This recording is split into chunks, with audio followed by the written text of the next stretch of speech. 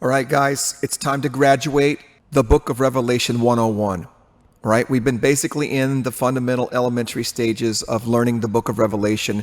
That was 101. We're going to take a test this weekend, and I want you to know everything on the test. Here's what you need to know.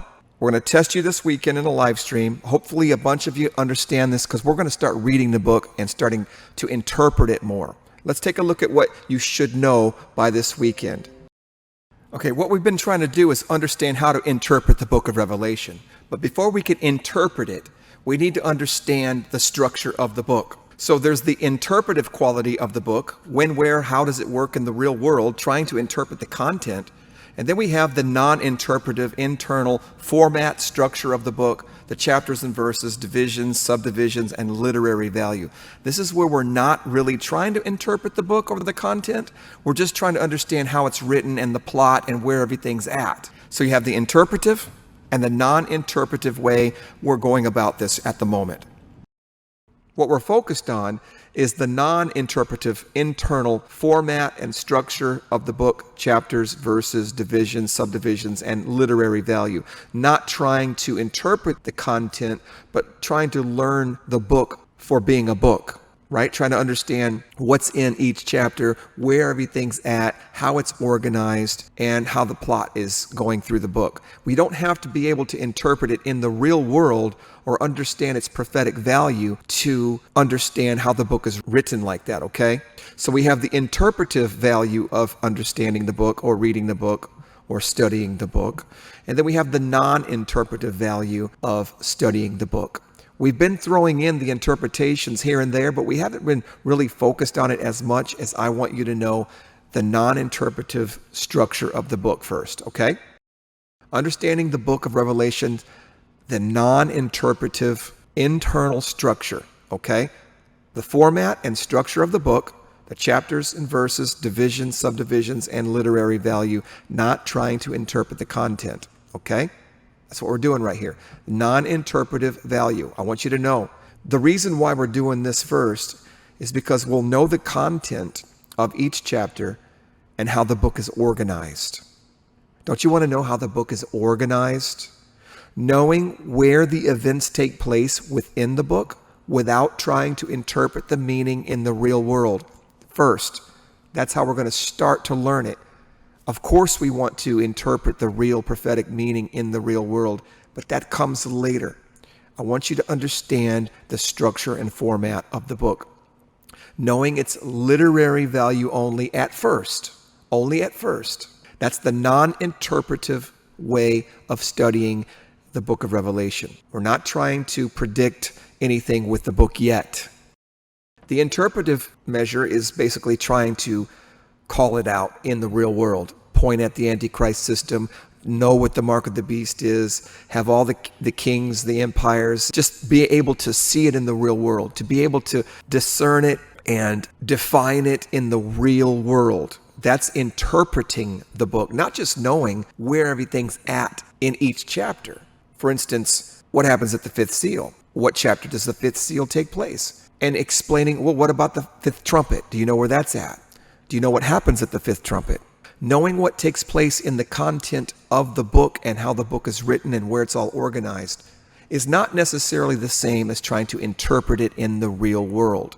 So the interpretation is different, okay? So we're doing a non-interpretive fundamental teaching first. I want you to understand the divisions, the subdivisions, the chapters, and all that. We're not trying to understand all the interpretation yet because that takes decades. Honestly, that takes decades. But you can learn the non-interpretive format first. You can know every single chapter. You can know what's in every single chapter.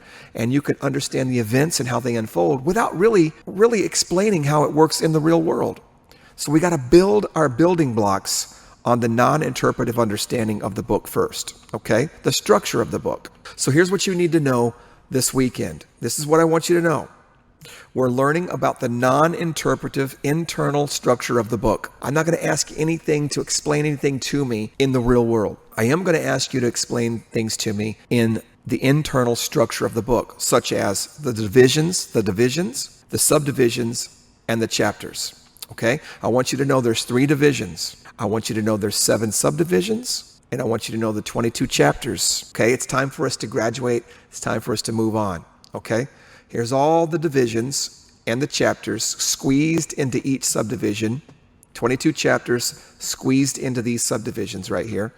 But there's 3 divisions. You should know this. This weekend, know this. We're moving on. The pre-seals, the seals, and the post-seals. I want you to know the subdivisions within those. The subdivisions within those. There is 7 subdivisions. And you can see in the first pre-seals, there's 3 subdivisions. In the seals part, there's 2 subdivisions. And in the last post-seals part, there's 2 subdivisions. Okay? I want you to know this. I want you to memorize this. It's going to help us understand the structure of the book, and then we can interpret it much later. It's coming, though. Again, 3 divisions, 7 subdivisions, and how many are in each division? How many subdivisions are in each division? You see that? Okay. Now, let's check it out. Here's something else we need to learn. This is the big picture. This is what I want you to remember. This picture right here. You see the 3 different divisions. You see all 7 subdivisions, and you see how many subdivisions are in each division. Okay, so the last thing we need to learn are the chapters. And as you can see right here, you see each chapter that's in each subdivision. I want you to memorize which chapters are in which subdivisions, okay? I want you to know how many are in the first part, the seals, the pre-seals, and the post-seals. And as you can see at the top, you can see how many chapters are in each subdivision. And now at the bottom, you can see how many chapters are in each division. You got 5 chapters in the first pre-seals division, 14 chapters in the seals division, and 3 chapters in the post-seals division. And on top of that, you can see how many chapters are in each subdivision, right? So this is what I want you to know. 3 divisions, the names of those divisions, pre-seals, seals, and post-seals. And I want you to know all this information here. How many subdivisions are in each division? 3, 2, and 2. 3 subdivisions in the first one, 2 in each of the second 2, 2 and 2. I also want you to know how many chapters are in each division, which you can see 5 in the first division, 14 in the middle, 3 in the last division. And at the top, you can see the chapters that are in each subdivision.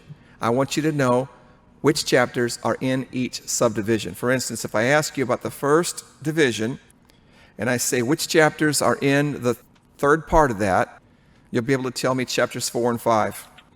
Chapters 4 and 5 are in that third part, right there.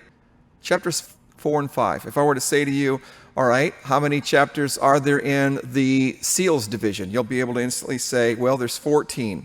14 chapters in the seals division. Okay, if I were to say to you, how many chapters are in the third division? You'll be able to say, okay, there is 3 chapters. And how many chapters are in the very last subdivision?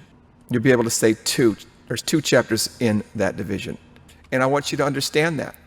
I want you to understand that because if you can get that down, if you can understand that, by the time we start to learn the content of what's going on with the Antichrist, the mark of the beast, the trumpets, seals, and vials, the second judgment, you'll be able to pinpoint where the rapture is, the resurrection. You'll be able to understand where the paradise is, the letters to the churches, the vision in heaven, the angels coming down, all that stuff. You'll be able to learn exactly where that's at in the book of Revelation.